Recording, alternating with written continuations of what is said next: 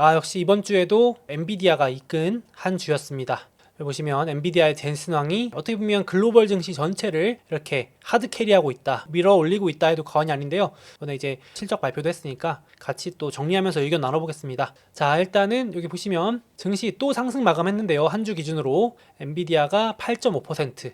주 중에 조금 조정이 오나 했는데 실적 발표 후에 서프라이즈, 정말 몬스터급 서프라이즈 발표하면서 그냥 다 말아 올렸습니다. 조정다운 조정도 없이 그냥 올려버렸습니다. 근데 사실 자세히 뜯어보면 엔비디아 말고는 약간 부진한 기업도 있고, 제가 정리해보니까 그렇게 스페셜하게 막 튀어오른 기업들이 많지 않았는데, 이제 엔비디아가 워낙 영향이 크다 보니까 증시도 전반적으로 상승 마감을 한 것 같아요. 뒤에서 말씀드리겠지만 아마존이 처음으로 다우지수에 편입되고요. 그리고 테슬라는 조금 부진했습니다. 이건 또 다른 영상에서 다뤄볼게요. 자, 그래서 실적 발표에서 구독자분들과 한번 얘기 나누고 싶은 특이사항들 위주로 정리해왔습니다. 자, 젠슨왕이 전 세계가 AI에 뛰어들고 있다고 했는데요. 여기 왼쪽 보시면 엔비디아의 매출, 성장세, 사업부별로입니다. 근데 요거 파란색 그래프만 보시면 되는 게요, 엔비디아는 사실상 이 AI용 반도체 데이터 센터 매출이 전체 엔비디아 매출의 80%를 넘어가기 때문에 그냥 요거만 보셔도 되는데, 요게 주가 피크가 보통은 이 매출 성장세가 꺾이면 성장세가 둔화됐다는 이유로 조정을 받곤 하거든요.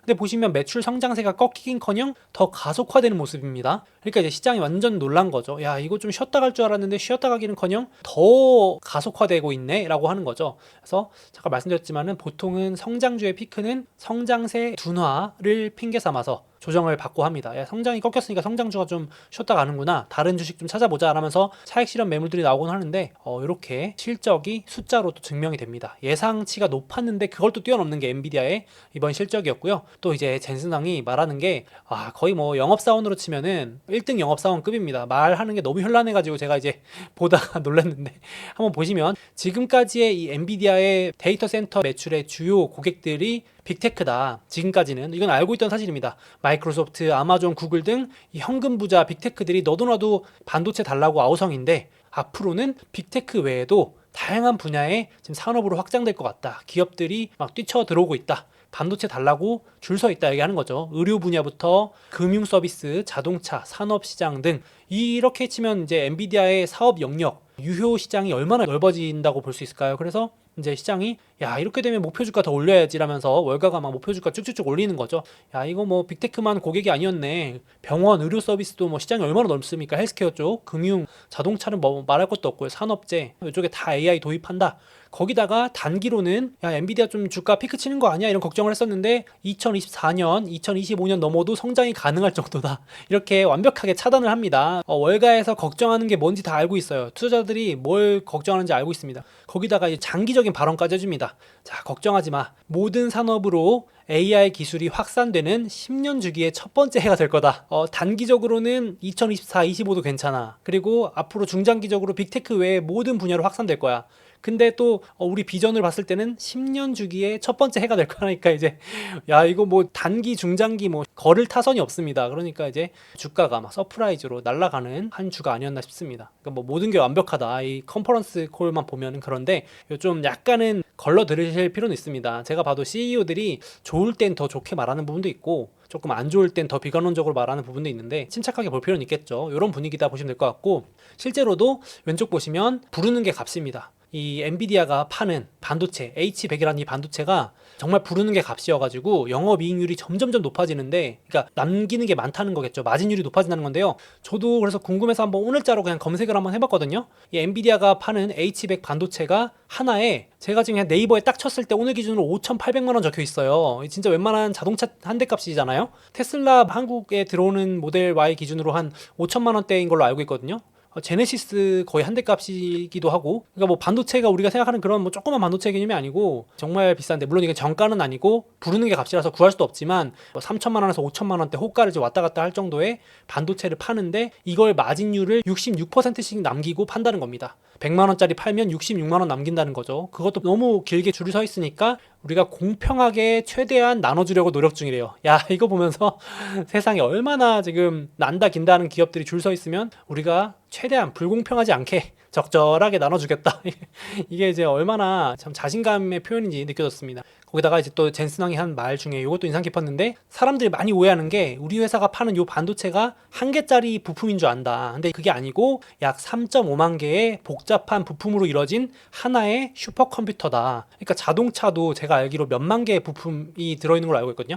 몇천 개였나? 아무튼 자동차도 되게 복잡한 완성체잖아요. 근데 젠슨왕도 거의 그런 급의 얘기를 하는 겁니다. 이게 뭐 단순히 반도체 딱 하나가 아니고 엄청난 이 첨단 부품들의 집합체를 우리가 팔고 있는 거다. 컴퓨터를 팔고 있는 거다라고 얘기를 하더라고요.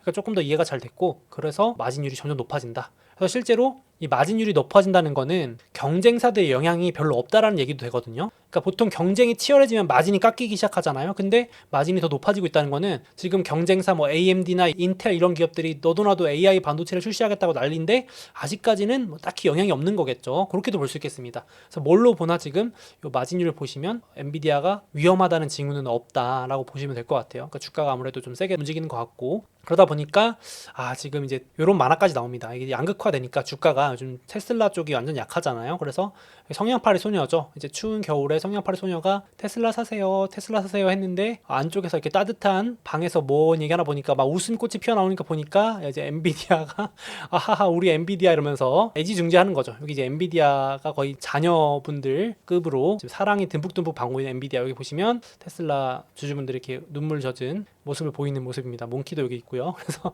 이런 정도로 지금 분위기가 양극화 갈려 있다. 그래서 인상 깊어서 가져왔고, 또 비슷하게는 신의 경지, 요즘 갓비디아라고 부르더라고요. 엔비디아가 아니고 갓비디아, 신자. 그래서 여기 보시면 여기 신들이 막 이렇게 모여 있는데, 예수 왜 회의를 시작하지 않는 거지 했더니 아직 우리 신 중에 한 명인 젠슨왕이 도착하지 않았어 이러면서 엔비디아 CEO를 기다리는 신들이다. 뭐 이런 재미있는 짤도 있었고, 이제 지금 엔비디아가 시총 순위가 계속 올라가니까 아마존 잡았고 사우디 아람코 잡았고 알파벳 잡았고 이제 시총 2등 애플 잡는 거 아니냐 뭐 이런 얘기까지도 나오고 있죠. 그래서 지금 상당히 긍정론이 많아졌다. 좀 제가 봤을 때는 약간 뜨거울 정도긴 합니다. 그렇죠? 요즘 어디 가나 엔비디아 얘기 안 하는 곳이 없으니까. 그래서 그런 분위기도 전달될 겸 가져왔고요. 거기다가 가장 시장이 우려했던 게 중국. 저도 엔비디아 투자하면서 항상 하나 좀 찝찝했던 게 중국 쪽이었거든요. 왜냐면은 이제 미국이 자꾸 엔비디아 때리면서 야 중국한테 최신 반도체 팔지 마. AI 지금 굴기를 막아야 되니까 중국 첨단 반도체 수출을 막아. 너네 중국한테 주지 마 라고 했었는데, 근데도 지금 보시면 중국 매출, 이게 빨간색 그래프입니다. 전체 엔비디아 매출 중에 중국 매출이 한 20% 유지되다가 처음으로 7%대로 뚝 떨어졌죠. 이게 중국이 안 산 게 아니고 못 산 겁니다. 미국이 라이센스 제재를 걸었기 때문에. 그래서 중국이 안 팔렸는데도 이 미친 실적이 나온 겁니다. 그러니까 진짜 대단하지 않나요? 저는 그래도 중국이 좀 못 사면 그래도 이게 좀 실적이 꺾이지 않나, 뭐 주춤하지 않나 했는데 정말 제 기우였죠. 거기다가 주목하실 점은 밑에 파란색 그래프입니다. 미국 매출 비중이 계속 늘어나고 있죠. 미국이 사실상 중국한테 팔지 못하게 하고 자기네들이 반도체를 쓸어담고 있다고 해석해도 과언이 아니지 않을까 싶습니다. 그래서 엔비디아의 젠슨 황도 중국에 못 팔아도 수요가 넘쳐나고, 지금 미국 정부는 우리 엔비디아와 인프라 구축을 논의하고 있을 정도로 지금 사실상 미국이 지금 엔비디아 긴밀하게 협조를 하고 있고, 거기다가 미국뿐만 아니라 전 세계 국가가 AI 주권을 가지기 위해서 자체적인 대규모 언어 모델을 구축하기 시작했다고 합니다. 그러니까 어렵게 생각할 거 없이 각 나라들도 이제 AI가 얼마나 중요한지, 이 기술 전쟁에서 핵심 요소인지 알기 때문에 돈 싸들고 서로 엔비디아 반도체 들고 야 우리도 지금 자체 모델 구축해야 돼. 뭐 중동에서도 우리도 자체 대규모 언어 모델 챗 GPT 같은 거 만들어야 돼. 뭐 한국에서도 그렇고 일본에서도 그렇고 유럽에서도 그렇고 다 자체 AI 챗 GPT 같은 거 만들려면은 엔비디아 반도체가 있어야 된다는 생각을 하기 시작한 거죠. 그래서 다 뛰어든다. 전 세계 국가들이 뛰어들고 있다라고 하는 겁니다. 국가들 또 예산, 세금 엄청 걷어가지고 또 여기 투자한다고 하겠죠. 그런 코멘트까지 해주니까 걸을 타선이 없었던 실적 발표였고요. 근데 좀 이제 H백도 경쟁사들 나오면 어떡하냐 그런 우려에도 걱정하지 마. 우리가 또 선두주자답게 다음 분기에 바로 3개월 있다가 차세대 모델도 출시 예정이야. 이미 다 만들어놨어. 라고 해서 당장 3월 18일 날 우리 컨퍼런스 하는데 그때 또 신모델 상세 내용 공개할게 라고 하면서 끊임없이 주가가 더 오를 수 있는 모멘텀을 제시해 줍니다. 한 분기만 더 기다리면은 다음 모델이 나오니까 또 더 비싸게 팔고 할 수 있는, 또 매출이 높아질 수 있고 실적이 잘 나올 수 있는 요인들을 계속 떡밥들을 제공해주는 젠슨왕의 실적 발표였습니다. 그래서 주가가 단기로 과열일 수는 있어도 정말 실적이 뒷받침되는 상승이어가지고 이거는 걱정할 요인은 지금은 당분간 안 보이는 것 같습니다. 그죠? 정말 분위기 좋은 게 이해가 될 정도고, 이런 상황이다 보니까 이번에 가장 논란이 됐던 게 요겁니다. 대놓고 이제 미국이 앞서 보여드린 것처럼 엔비디아 반도체 싹쓸이하는 것처럼 이제 AI 반도체 패권을 가져가기 위해서 이제 보조금을 지급하면서 막 전 세계 기업들한테 야, 우리 미국에 반도체 공장 지으면 보조금 줄게 막 그렇게 선언을 했었는데, 정작 이번 주에 뭐가 논란이 됐냐면 보조금을 주기 시작하긴 하는데 대놓고 이제 미국 기업부터 주는 겁니다. 아니 뭐 당연한 거 아니냐 하실 수 있는데, 이제 어떻게 보면은 미국 외의 기업들, 대표적으로 한국에는 삼성이나 하이닉스, 그리고 대만의 TSMC 같은 그런 다른 나라 기업들은 보조금을 주는 게 후순위로 밀리는 거 아니냐, 이런 우려가 나오기 시작한 겁니다. 미국 입장에선 당연하다고 여길 수 있지만 다른 나라 국가들 입장에서는 약간 뒤통수 맞은 느낌이 들 수 있겠죠. 그래서 지금 실제로 처음으로 반도체법 통과하고 나서, 칩스법 통과시키고 나서 이제 처음으로 15억 달러니까 2조 원 정도 되는 규모의 반도체 보조금을 지급했는데, 그것도 이제 미국의 반도체, 먼저 자동차 반도체라든지 방산, 로키드 마틴 이런 데 반도체를 공급하는 글로벌 파운드리스라는 그 기업한테 먼저 줬습니다. 그리고 그 다음 차례도 인텔일 거라고 거의 예상이 되고 있죠. 100억 달러, 무려 10조 원 이상 되는 돈도 이제 인텔한테 먼저 줄 거라는 추측이 많이 높아지고 있습니다. 사실상 거의 확정이라고 하죠. 그래서 야, 이거 뭐 보조금 다른 나라들 다 공평하게 줄 것처럼 하더니 막상 지금 잎싹 씻는 거 아니냐, 이런 걱정이 많이 커지고 있습니다. 그래서 이제 인텔이 막 기세등등인 거죠. 미국의 대표 반도체 기업 중에 하나가 인텔이잖아요. 그래서 제가 봐도 야, 이거 완전 이제 대놓고 이제 밀어준다 싶을 정도로 많은 이슈들이 이번 주에 몰렸었는데, 인텔은 아예 대놓고 삼성 잡고 2위에 오르겠다. 이제 지금 우리가 반도체 생산에 뛰어드는데 이제 미국이 밀어주니까 미국의 이런 반도체 보조금 힘입어서 삼성 넘어서서 TSMC하고 인텔이 양강체제 가겠다. 야, 이게 뭐 현실성 있는지 얘기인지 모르겠지만 이렇게 포부를 발표하는데, 거기에 이제 도와주는 게 마이크로소프트 CEO하고 요즘 가장 핫한 인물인 오픈 AI 샘 알트먼도 참석을 합니다. 그래가지고 마이크로소프트 CEO는 인텔한테 최신형 AI 반도체를 맡기겠다. 야, 이런 거 이제 사실은 예전 같았으면 삼성이나 TSMC가 나눠 먹는 그런 반도체였을 텐데 지금 이제 또 인텔한테 가는 거죠. 밀어주는 거죠, 사실상 이거는. 그래서 마이크로소프트 CEO도 솔직하게 말했습니다. 지금 해외에서 반도체 수입해 오는 게 공급망이 불안정한 게 스트레스 받으니까 미국 내에서 안정적으로 공급 받고 싶다. 대표적으로 이제 미국 인텔한테 받고 싶다 이거겠죠. 그래서 밀어줬고, 또 샘 알트먼도 훨씬 더 많은 반도체가 필요하다면서 간접적으로 이제 지원 사격을 해주는 모습이었습니다. 그래서 이런 것도 지금 보시면 미국 반도체 대놓고 밀어주기 계속 노골적으로 표현이 되고 있고, 거기다가 이번에 또 제가 놀랐던 거는 상무부 장관이 뭐라 그러면요, 인텔이 미국 반도체의 수호자라는 말까지 합니다. 대놓고. 물론 인텔 행사였으니까 그렇게 말했겠지만은, 그래서 뭐라 그러냐면은 칩스법 2, 반도체법 2를 써서라도 반도체 패권을 미국이 되찾아야 된다는 발언을 했습니다. 야, 그러니까 참 미국 외 다른 나라, 특히 저같이 이렇게 한국에 있는 사람이 들으면 되게 섬뜩한 발언이 많이 나왔어요, 이번 주 한 주 동안. 그래가지고 이제 다시는 미국이 반도체 공급망 이슈로 고통받는 일이 없을 거다. 그러니까 제가 느끼는 거는 되게 스트레스를 많이 받았나 봐요. 그 코로나 때 공급망 단절되면서 이 반도체를 다른 나라에 의존한다는 게 엄청 스트레스를 받았는지 이런 말을 강조했고, 그리고 심지어 이렇게 말을 했습니다. 대만하고 한국에 넘어간 반도체 주권을 미국이 가져와야 된다. 야, 이렇게 해서 실리콘밸리의 실리콘을 되찾아 줘야 한다라는 발언에 막 기립박수가 나왔다고 합니다. 그러니까 그 정도로 지금 분위기를 탔다고 느껴지고, 거기 힘입어서 인텔 CEO가 이제 반도체 생산 비중을 아시아, 뭐 아시아 하면 한국하고 대만밖에 없습니다. 대부분 아시아가 지금 80%인데 그걸 50%까지 낮춰버린다는 얘기는 결국은 한국하고 대만한테 물량 덜 주고 미국 내 자기가 그 물량 가져가겠다는 거죠. 그래서 지금 미국하고 유럽 비중이 20% 정도밖에 안 되는데 그걸 2배로 늘린다고 하는 거니까 엄청난 포부와 야망을 노골적으로 드러내는 자리였습니다. 그래서 이건 제가 정확하지 않을 수 있는데, 기사를 보니까 원래 삼성전자 고위 임원들도 참석할 예정이었는데 뭐 인텔에서 오지 마라 막 그랬다라는 루머도 있더라고요. 우스갯소리인지 모르겠는데 그런 게 기사화돼서 제가 또 인상 깊게 봤습니다. 이제 인텔이 아주 그냥 삼성 잡겠다고 이제 하니까 삼성 고위 임원들도 오지 말라고 한 건지 모르겠지만 그 정도로 지금 미국 반도체가 심상치 않다. 미국 반도체 패권 되찾기에 대한 노력들이 단순히 말뿐이 아닌 것 같습니다. 점점 노골화되는 것 같아요. 그래서 3월 초에 바이든 대통령이 국정연설을 할 예정이거든요. 3월 5일 정도 될 것 같습니다.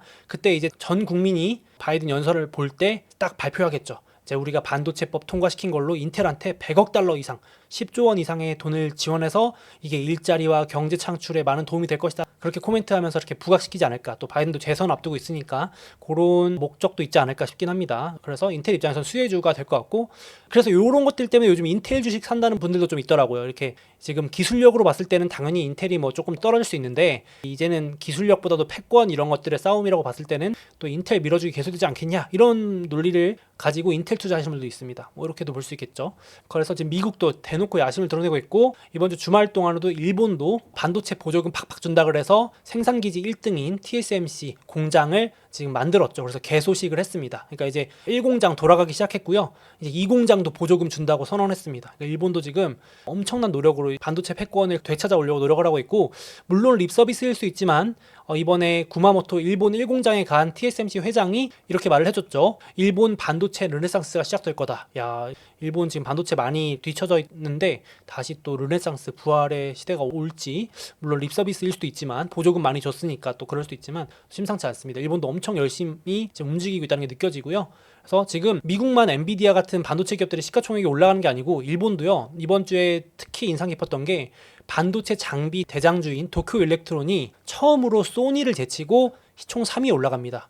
유럽에는 ASML이라고 하는 반도체 장비 대장주가 잘 나가듯이 일본에서도 요즘 반도체가 핫하니까, 왜냐면 공장을 지으려면 반도체 장비가 필요하겠죠. 그 반도체 장비 파는 도쿄 일렉트론이 세계 한 4등 정도 매출인데, 요게 지금 일본 시총, 여기 보시면 소니를 10년 동안 꺾은 적이 없었는데 요즘 이렇게 올라가는 거 보이시죠? 확실히 반도체 패권 전쟁, 주권 전쟁 때문에 지금 이런 전 세계 기업들의 시총의 순위가 가파르게 아주 급격하게 변하고 있는 게 느껴집니다. 진짜 숨가쁘게 변화가 일어나고 있는 게 좀 느껴집니다. 그래서 일본 정부도 기세 타가지고 TSMC한테 다음 공장도 또 지어달라고 요청을 확실하게 한 모습입니다. 이번 기세에 한번 반도체 부활시켜보자, 이런 느낌인 것 같아요. 그래서 이제 언론도 보면 막 한국은 뭐하냐 뭐 이런 걱정도 많던데, 한국도 워낙 영향이 있는 나라고 삼성전자, SK하이닉스 있으니까 이번에 또 메타 저커버그가 온다고 하죠. 한 달 내로 아마 올 것 같습니다. 그렇죠? 10년 만이래요. 메타 저커버그가 자체 반도체 만들어야 되잖아요. 야심이 있는 인물이기 때문에, AI에 대한 야망이 있는 인물이기 때문에 이제 이재용 회장 만나러 온다고 합니다. 그래서 딱 공교롭게도 10년 전 2013년에 왔는데요. 그때 딱 스마트폰 시대였잖아요. 딱 아이폰 열리고 메타 같은 소셜미디어 시대가 열렸던 10년 동안 메타가 어떻게 보면 이 소셜미디어로 전성기를 맞았는데, 이제 다음 10년 먹거리를 대비하러, 또 AI 먹거리를 대비하러 한국에 오니까 이것도 되게 상징적인 시그널 같습니다. 그래서 아까도 젠슨 왕이 10년 사이클의 첫 해다라고 했는데 또 그럴지 한번 이것도 인상 깊습니다. 10년마다 한 번씩 오는 메타 저커버그인지 한번 봐야 될 것 같은데, 한 리포트에서는 이제 AI 동맹은 시작에 불과하다. 그래서 이제 반도체 주식들과 산업이 전반적으로 좋을 가능성이 높지 않을까 싶습니다. 반도체 국가들도 좋을 것 같고. 그래서 자, 정리해봤는데 전 세계가 반도체 AI 주권 싸움이 시작됐기 때문에 이거는 짧게 볼 게 아닌 것 같아요. 정말로 이거는 허황된 소리를 하는 게 아니고 뭐 앞으로 좋아질 거다도 아니고 실적으로 찍히고 있습니다. 그래서 지금 앞서 보여드린 것처럼 전 세계 정부들이 두 발 벗고 나서고 있고, 타 산업까지 의료, 금융, 자동차, 제조업까지 다 뛰어들고 있기 때문에 반도체 기업들은 계속해서 돈이 쏠리는 분야가 아닐까 싶습니다. 그래서 인텔이 지금 오히려 그런 호재에도 좀 부진하긴 했는데, 또 인텔 좋게 보신 분도 있고, 저는 인텔을 투자하진 않고 있고, 이왕이면 투자할 때는 항상 대장주가 좋은 것 같아요. 저 같은 경우는 산다면 이제 엔비디아나 생산 기지라면 1등 TSMC나 장비 중에서는 1등 ASML, 이런 식으로 1등주를 저는 좋아합니다. 주로. 그래서 1등주나 모르겠으면 ETF 이렇게 투자하는 게 제일 마음 편한 방법 같아요. 뭐 수익률 측면보다도 마음 편한 방법 중에 하나를 꼽으라면 1등주가 제일 좋은 것 같습니다. 그래서 저는 1등주 위주로 투자를 하고, 물론 인텔 같은 것도 앞서 말씀드렸듯이 또 역발상 투자를 해볼 수도 있겠습니다. 뭐 마이크론이라든지 미국의 반도체 기업들. 근데 전반적으로 같이 우상향할 수 있을 것 같습니다. 개인적으로는 반도체 주권 싸움이 1, 2년 짜리가 아닌 것 같기 때문에 부침은 있겠지만 이렇게 보시면 될 것 같고, 그리고 지난주에 말씀드렸지만은 소프트뱅크 손정희도 엔비디아 독주 맡겠다고 자금 모집하고 있고, 이거 다 반도체에 들어가는 돈들인 거죠. 그리고 샘 알트먼도 물론 현실성이 없다는 비판도 많지만 9천조 원이죠. 7조 달러 투자 유치하겠다. 이거 다 반도체 공장 짓고 장비 사고 하는 거에 쓰는 돈이잖아요. AI에. 그러니까 이런 것들이 기대감이 계속 커지고, 이만큼이 아니더라도 계속해서 이런 이슈는 있을 것 같아서 반도체 AI 쪽은 투자 비중을 일부 가져가는 게 맞지 않을까 생각을 합니다. 그래서 이런 기대감이 계속 이어지면서 엔비디아가 빅7에서도 선두고요. 올해 주도주의 자리를 놓치지 않고 있습니다. 달리는 말이고요. 그리고 S&P 500에서도 수익률 1등 자리를 놓치지 않고 있습니다. 대단한 것 같아요. 엔비디아 올해 특별한 이변이 없으면은 좀 쉬었다 갈 수는 있어도 우상향하는 모습을 보여주지 않을까 싶습니다. 그래서 요거는 단타로 막 샀다 팔았다 하기보다는 모아가도 되지 않을까 싶습니다. 제가 꾸준히 말씀드리지만 특히나 더 엔비디아 같은 주식은. 그래서 긴 호흡으로 좀 보시면 좋을 것 같고, 돌아오는 주에도 또 AI 이슈가 계속됩니다. 요즘 갖다 붙이면 다 AI잖아요. 모든 산업이 AI를 적용시키고 있기 때문에 돌아온 주 월요일부터도 모바일 월드 콩그레스라 그래서 전 세계 최대 모바일 박람회 1월 달에 했던 CES 같은 겁니다. 스페인에서 열리는데요. 이게 연례 행사인데 보통 여기 스마트폰 이런 것들이 이슈인데 요즘은 스마트폰이 이제 AI가 접목되잖아요. 그래가지고 기조 연설도 다 AI 관련 기업들이 합니다. 마이크로소프트 부회장 나오고 델 CEO, 구글의 딥마인드 공동 창업자 이런 분들이 기조 연설하면서 또 AI 관련된 코멘트를 할 거고 주제도 AI 관련된 세션들이 다수가 있기 때문에 계속해서 또 돌아오는 주도 AI가 들썩일 수 있는 이슈들이 많겠습니다. 작년에 참고로 이 박람회의 주제는 메타버스였고 올해는 AI로 바뀌었습니다. 뭐 전 세계가 지금 다 AI 관심인 거죠. 이렇게 보시면 될 것 같고 그리고 혹시나 이제 뭐 시장의 조정 핑계가 된다면 목요일쯤에 있는 PCE 물가 이제 좀 지겹긴 한데 그래도 여전히 시장을 긴장시키는 거 딱 하나가 있다면 물가니까요. 요게 2차 인플레 우려도 있고 한데 요 정도 가지고는 노출된 재료라서 조정 정도 되겠지만 이거 가지고 뭐 시장이 폭락한다던가 이런 거는 생각지 못한 악재가 나와야 폭락을 하는 거기 때문에 살짝 뭐 조정 정도, 숨고르기 정도 할 수 있는 요인이 될 수 있을 것 같습니다. 뭐 물가가 생각보다 좀 높다든지 뭐 이런 정도요. 그래서 뭐 걱정할 요인은 아닌 것 같습니다. 오히려 줍줍 기회가 될 것 같아요. 만약에 그런 걸로 조정받으면 그렇게 보시면 될 것 같고 3월 캘린더는 제가 따로 다시 공유를 드릴게요. 여기 주요 일정만 넣어놨는데 3월은 계절적으로 변동성이 가장 커지는 한 달이긴 합니다. 그래서 그 변동성을 또 기회로 활용하셔도 괜찮을 것 같아요. 저도 그렇게 하려고 좀 생각을 하고 있습니다. 자, 다음으로 우리가 주식 투자를 하다 보면 마치 변덕쟁이처럼 증시 분위기가 수시로 바뀌어서 헷갈린다 라고 느낄 때가 있는데요. 예를 들어서 어떤 날에는 금리 인하 기대감이 낮아진다고 증시가 빠지고 또 어떤 날에는 금리 인하 기대감이 살아나서 오르고 또 어떤 날은 침체가 온다고 그 걱정 때문에 하락하고 또 어떤 날은 침체가 안 올 것 같아서 증시가 오른다고 합니다. 정말 이런 뉴스만 보면 헷갈리실 법한데요. 이런 수많은 긍정, 부정 뉴스에 흔들리지 않기 위해서는 나만의 명확한 판단 기준이 있어야 된다고 생각을 합니다. 그래서 제가 이번에 새롭게 출시한 소수몽키의 미국 주식 마스터 클래스 강의에서는 이런 투자 판단을 스스로 내릴 수 있는 구체적인 방법을 담았습니다. 예를 들어서 지금은 주식 투자하기 좋은 시점일까? 주식 비중을 늘려야 될까? 줄일 때일까? 혹은 이 주식 얼마에 사는 게 좋을까? 지금 가격에 사도 되는 걸까? 혹은 지금 시장 분위기에 편승해서 올라타야 될까? 아니면 슬슬 조심해야 될 때일까? 와 같은 투자하실 때 꼭 필요한 질문에 스스로 답하실 수 있게 되실 겁니다. 특히 이번 강의를 다 수강하고 나시면 일회성으로 끝나는 게 아니라 미국 주식 투자하시면서 평생 활용하실 수 있는 실전 노하우들을 얻어가실 수 있다고 생각합니다. 올해 저와 함께 제대로 투자 공부해보고 싶고 성과를 좀 더 높여보고 싶다 하시는 분들께서는 댓글과 더보기에 소몽의 마스터 클래스 링크 한번 참고해보시면 좋을 것 같습니다.